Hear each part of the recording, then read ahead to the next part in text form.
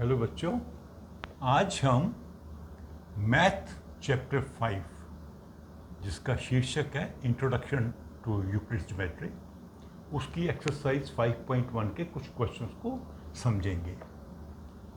तो Euclid's geometry के ऊपर मैंने कुछ वीडियोस बनाए थे, उसमें मैंने आपको समझाया था बेसिकली कि यूक्लिड ने जो बुक लिखी थी एलिमेंट्स ऑफ ज्योमेट्री, उसने सभी जो कॉन्सेप्ट्स थे उनको इकट्ठे किया था। और उसमें जो दो टर्म्स आती हैं एक्सियम्स एंड पोस्टुलेट्स, वो मैंने आपको वीडियो में समझा दी हैं। उनको समझना ज़रूरी है क्योंकि जितने भी हमने ये एक्सरसाइज के क्वेश्चंस करने हैं वो उसी आधार पे करने हैं। उन्हीं पोस्टुलेट्स को या उन्हीं एक्सियम्स को यूज़ करेंगे आप इन क्वेश्चंस को सॉल्व करने के लिए। ठीक है, तो वो आपको समझना बहुत ज़रूरी है। वो वीडियो आप देख लीजिए अच्छे से, अपनी बुक में भी जो कॉन्सेप्ट लिखे हुए हैं उन्हें भी समझ लीजिए, फिर आप इन क्वेश्चंस को अटेम्प्ट करिए। ठीक है, तो हम शुरू करते हैं विद क्वेश्चन नंबर 1। इसके 5 पार्ट हैं। तो पहला पार्ट ले लेते हैं। इसमें बेसिकली आपने बताना है ट्रू एंड फॉल्स रीजन भी बताना है। Only one line can pass through a single point. एक पॉइंट है, उसके थ्रू से एक ही लाइन गुजर सकती है। ये पॉइंट है, मान लीजिए ए। तो ये ट्रू है कि फॉल्स, आप भी बताइए सोच के ज़रा। आपको क्या लगता है, इसमें से कोई और लाइन जा सकती कि नहीं जा सकती? बिल्कुल सिंपल है, कोई भी लाइन जा सकती है इसी पॉइंट से। n नंबर ऑफ लाइन जा सकती हैं। तो इसका आंसर होगा फर्स्ट वाले का होगा फॉल्स। क्यों फॉल्स है? Because infinite number of lines can pass through one point. एक पॉइंट से जो लाइन्स गुजरेंगी उनकी संख्या अनगिनत है। तो ये हो गया हमारा पहला पार्ट। तो अब सेकंड पार्ट पे आ जाते हैं।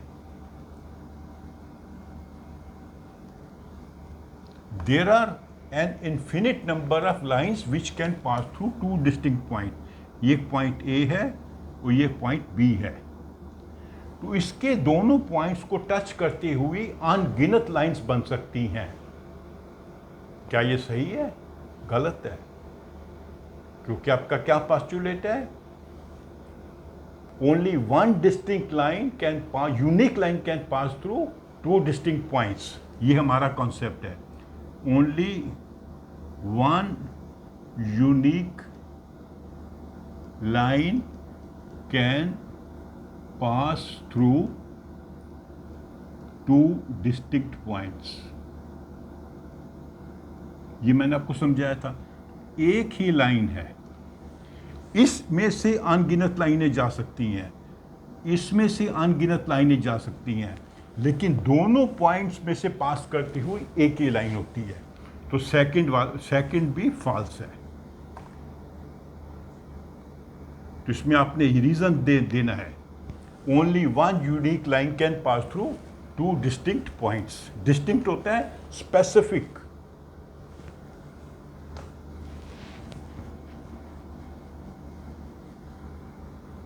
अब पार्ट 3 पे आ जाते हैं। And A terminated line can be produced indefinitely on both sides. Terminated line का मतलब क्या होता है? जो एक पॉइंट से शुरू होकर दूसरे पॉइंट पे खत्म होगी। पॉइंट ए से शुरू होकर पॉइंट बी, मतलब दो डिस्टिंक्ट पॉइंट्स के बीच में जो लाइन होगी उसे कहेंगे हम टर्मिनेटेड लाइन। और आजकल के मैथ में आप उसको कहते हैं लाइन सेगमेंट। ठीक है, कैन बी प्रोड्यूस, ट्रू, ये बिल्कुल उसका पोस्टुलेट है। इसको हम कितना भी बढ़ा सकते हैं, इधर भी बढ़ा सकते हैं, इधर भी बढ़ा सकते हैं। ठीक है, ये यूक्लिड का पोस्टुलेट है, one of the postulates. Point 4 पे आ जाते हैं। Two circles are equal then the radii are equal. अगर दो सर्कल बराबर हैं तो उनके रेडियाई भी बराबर होंगे। इक्वल होने का मतलब वो कोइंसाइड करते हैं, सुपर इम्पोज कर सकते हैं। जैसे मान लीजिए ये एक स्क्वायर है और ये स्क्वायर है, दोनों सुपर इम्पोज कर जाते हैं, एक को दूसरे पे रखेंगे तो पिछले वाला दिखाई नहीं देगा, ये कोइंसाइड कर रहे हैं एक दूसरे से, तो तभी ये इक्वल है। ये भी उसका एक एक्सियम है। क्या एक्सियम है? Things which coincide are equal to each other. तो जो इक्वल है कोइंसाइड करेंगे, जो कोइंसाइड करेंगे वो इक्वल है। जैसे ये कोइंसाइड कर रहे हैं एक दूसरे पे, इसको ऊपर रखेंगे नीचे वाला नहीं दिखेगा, इसको ऊपर रखेंगे नीचे वाला नहीं दिखेगा। तो इसमें क्या होगा, आंसर क्या होगा इसका? उनके रेडियस भी इक्वल होंगे। यस, आंसर इज यस या true, because circles are equal, they will have same center, उनका सेंटर भी सेम होगा एंड इक्वल रेडियाई।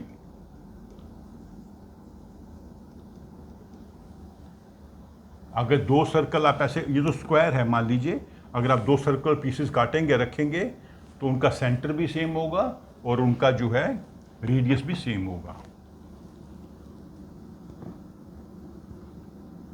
पार्ट 5 में क्या किया इन्होंने? फिगर बनाई है।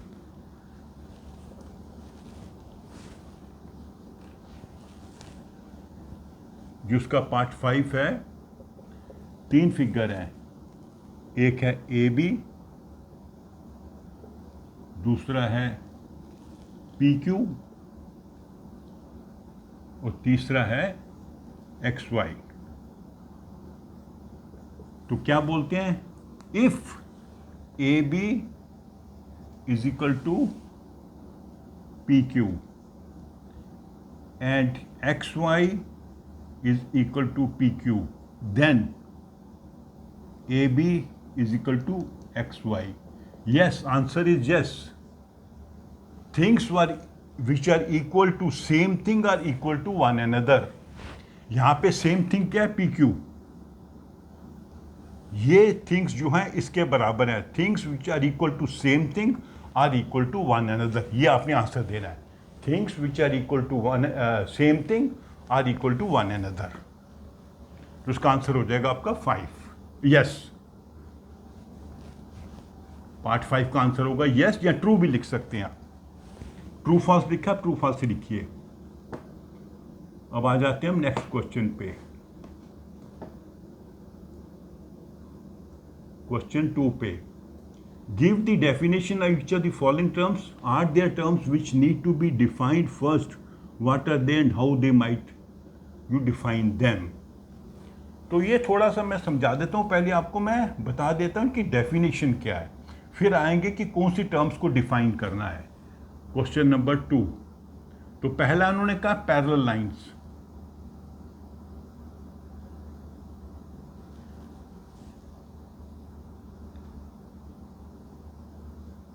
तो पैरेलल लाइंस कौन सी लाइंस होती हैं? पैरेलल लाइंस वो होती हैं जो एक दूसरे को कभी इंटरसेक्ट नहीं करती हैं। Lines which do not intersect each other and have equal distance between them।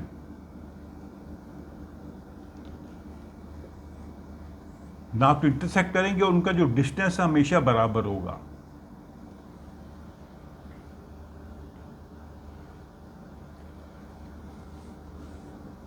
इसमें हमने क्या डिफाइन नहीं किया? हमने लाइन डिफाइन नहीं किया। ठीक है, तो ये हमको डिफाइन करना पड़ेगा। सेकंड पे आ जाते हैं इसका जो है सेकंड क्या है इसका? Perpendicular lines. तो परपेंडिकुलर लाइंस का क्या करेंगे?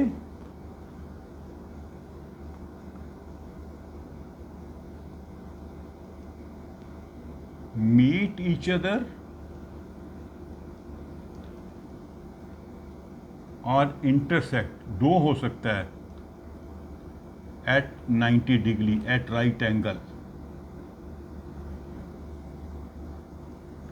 या तो वो दो लाइंस ऐसे मिल रही हैं, ये पॉइंट ये एक लाइन है और ये दूसरी लाइन है, ये 90 बन रहा है, या दूसरे को इंटरसेक्ट कर रही हैं, ये लाइन एंड है, ये लाइन एम है, या तो इंटरसेक्ट कर रही हैं, मीट कर रही हैं। कहाँ मीट कर रही हैं? At right angle. ठीक है, तो इसमें भी जो टर्म है, लाइन है, एंगल है, ये डिफाइन नहीं हुआ है। वो कह रहा है ना, आपसे शुरू में पूछ रहा है कौन से वर्ड हैं जो डिफाइन करने पड़ेंगे, तो एंगल को डिफाइन करना पड़ेगा, लाइन को डिफाइन करना पड़ेगा। तो ये था सेकंड डेफिनेशन।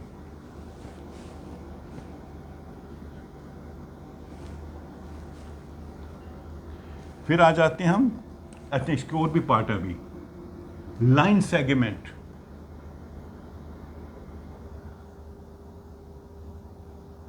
तो लाइन सेगमेंट क्या होता है? A unique line between two distinct points. तो इसमें वर्ड पॉइंट डिफाइन करना पड़ेगा हमें। हर एक डेफिनेशन में कुछ ऐसे वर्ड्स आ रहे हैं जो हमको डिफाइन करने पड़ेंगे। वो उसने पूछा है कि कौन से वर्ड आपको डिफाइन करने पड़ेंगे। तो लाइन सेगमेंट की तो डेफिनेशन दे दी, लेकिन इसमें एक वर्ड आ गया पॉइंट।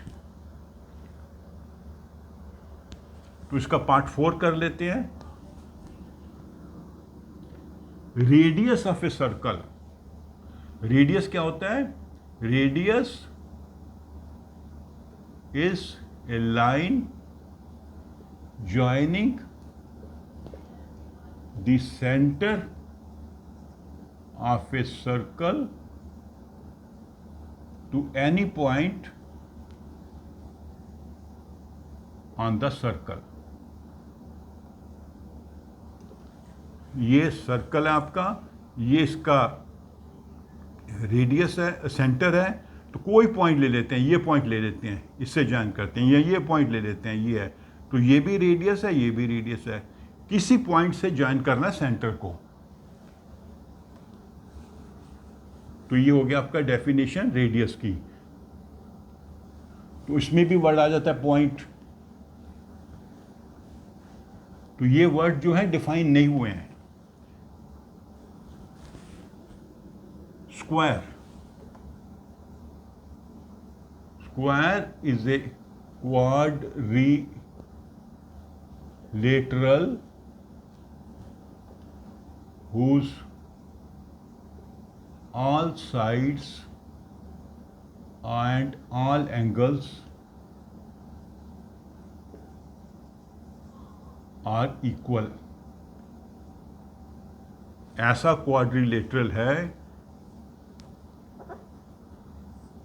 जिसके चारों साइडें बराबर हैं और चारों एंगल भी बराबर हैं।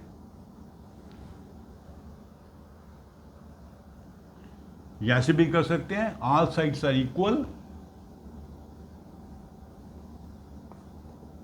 दो तरीके से लिख सकते हैं इसको, and all angles are right angles.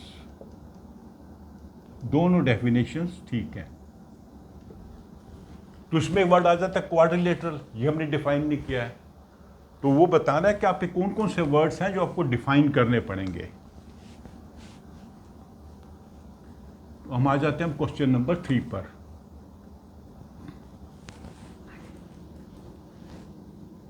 Given two postulates. आप प्लीज बुक निकालिए, बुक से पढ़िए, मैं लिखूंगा नहीं बोर्ड पे। Given any two distinct points A and B, there exist a point C which is between them. एक लाइन है ए बी और उनके बीच में एक पॉइंट है सी। देयर एग्जिस्ट एटलीस्ट 3 points which are not on the same line. A B C 3 point हैं, तीनों एक लाइन पे नहीं है। या तो ए इन पे लाइन बनेगी, या इस पे बनेगी, या इन पे बनेगी, तीनों पे नहीं बनेगी। तो ये दो पोस्टुलेट दिए है। पोस्टुलेट मतलब ऐसी स्टेटमेंट जिसको हमने ट्रू मानना है। तो अभी क्वेश्चन क्या है? Do this postulates contain any undefined terms? हाँ तो हैं। पॉइंट क्या है, इसमें टर्म है। लाइन क्या है, वो टर्म्स हैं। तो पॉइंट, लाइन ये डिफाइन नहीं किए गए हैं इस postulate में। Are this postulates consistent? हाँ, ये थोड़ा मैं समझा देता हूं। वर्ड आया कंसिस्टेंट।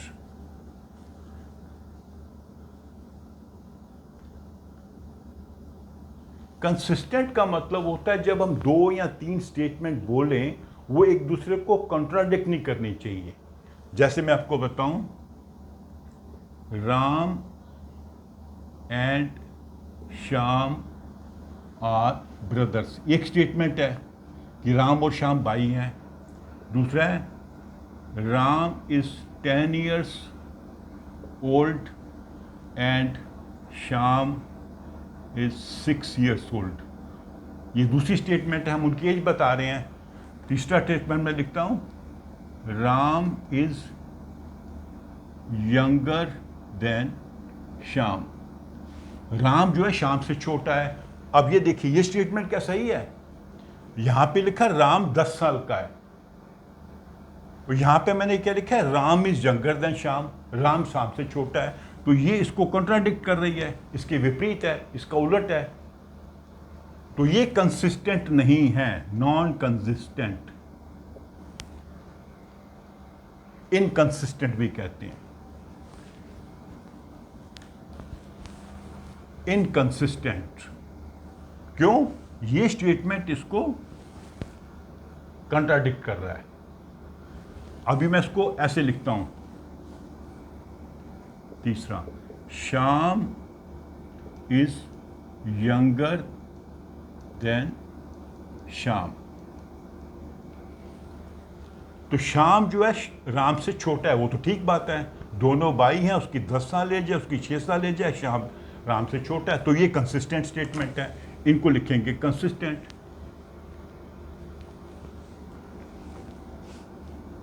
अच्छा, मैं ये लिखता हूं Ram and Shyam are brothers.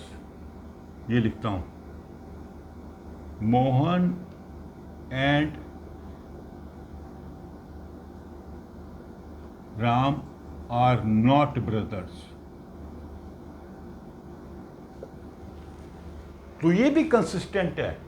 ये दो एक बात बता रहा है, ये अलग बात बता रहा है। दोनों में कोई कंट्राडिक्शन नहीं है, मेल भी नहीं है और कंट्राडिक्शन भी नहीं है।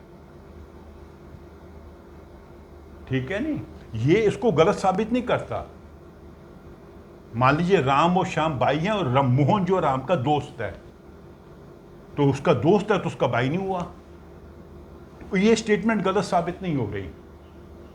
तो ये होता है कंसिस्टेंट। ये भी कंसिस्टेंट स्टेटमेंट है। अगर एक स्टेटमेंट दूसरे को गलत साबित करे तो इनकंसिस्टेंट, एक स्टेटमेंट दूसरे को गलत साबित नहीं करे तो वो भी कंसिस्टेंट।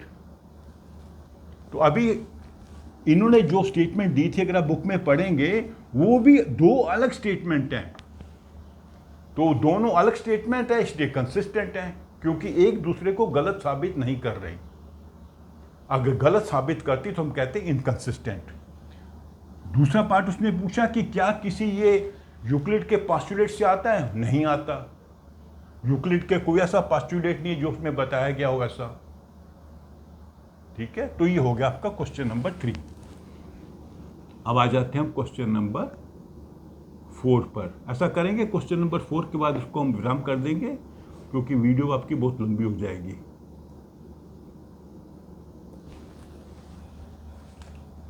वो भी क्वेश्चन आप प्लीज बुक से पढ़िए।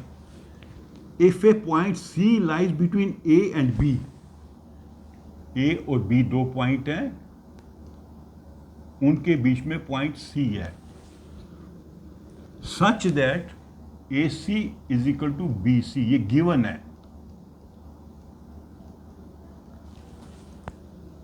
Prove that A C is equal to 1/2 A B, ये हमने प्रूव करना है। प्रूव,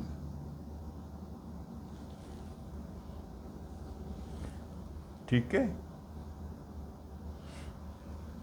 अभी हम कैसे प्रूव करेंगे इसको? AC is equal to BC। अब क्या करेंगे, we will add AC।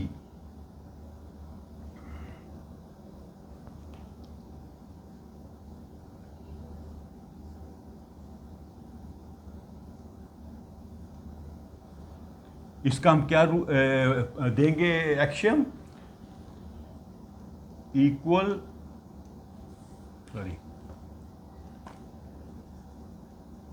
Equal things added to equals wholes are also equal. ये आपको याद रखना पड़ेगा, पास्चुलेट एक्शन है ये, होल्स आर आल्सो इक्वल।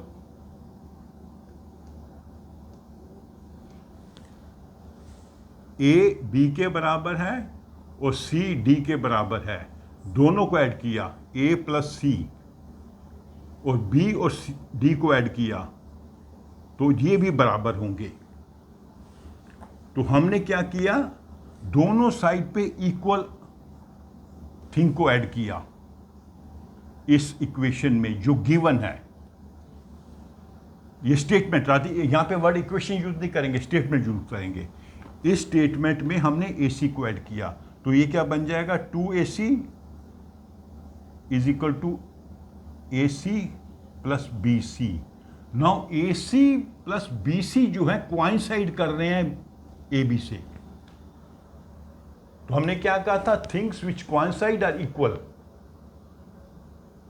ये पोर्शन और ये पोर्शन इस पे कोइंसाइड कर रहा है, तो यहां पे आपने लिखना पड़ेगा this is equal to AB, 2AC is equal to AB। Reason क्या देना पड़ेगा, things that coincide are equal. जैसे मैंने आपको ये एग्जांपल बताया था, ये दोनों कोइंसाइड कर रहे हैं तो दोनों इक्वल हैं, तो AC is equal to AB। तो इसका मतलब है AC is equal to 1/2 AB। ये भी एक्शन है, half of equal things are equal. ये सभी एक्शंस आपको याद रखने हैं, पास्टुलेट याद रखने हैं, यहाँ पे यूज करने हैं। आपने रीजन भी देना है, यहाँ पे हर एक का रीजन देना है। यहाँ पे रीजन दिया, equal things are added to equal wholes are equal.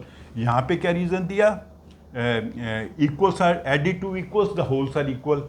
यहाँ पे क्या लिखा, half of equals are also equal. A B के बराबर है, उसका हाफ हो जाएगा A/2, इसका हो जाएगा B/2, ये भी इक्वल होंगे। ये सब मैंने एक वीडियो में समझा रखे हैं, और आपको अच्छे नंबर लेने तो उसका रीजन देना पड़ेगा। यहाँ पे halves of equal are also equal, तो ये हमने चीज प्रूव करनी थी, प्रूवन हो गया। ये भी ये चीज हमने प्रूव करनी थी। तो हमने पास्टुलेट्स को लेके इनको प्रूव किया है, ये ध्यान रखना है इसमें आपको। इक्वेशन वाला तरीका नहीं लगाना यहाँ पे भी दो साइड से डिवाइड कर दिया, नो।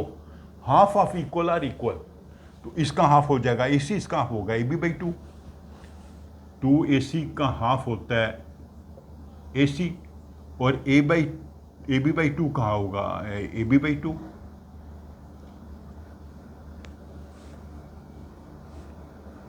तो यहां पे इसका रीजन क्या लिखेंगे, halves of equal are also equal. किसी चीज का हाफ करेंगे वो इक्वल है तो उनके हाफ्स भी इक्वल होंगे। तो ये हो गया आपका क्वेश्चन नंबर 5। ठीक है, तो ऐसा करते हैं, आई थिंक ये थोड़ी वीडियो लंबी हो गई, इसको विराम कर देते हैं यहाँ पे। इसके जो बाकी क्वेश्चन है मैं अलग वीडियो में आपको समझाऊंगा। ओके, तो आप मेरी वीडियो को लाइक करो, अपने फ्रेंड्स के साथ शेयर करो, और मेरे चैनल को सब्सक्राइब भी करो। Thank you.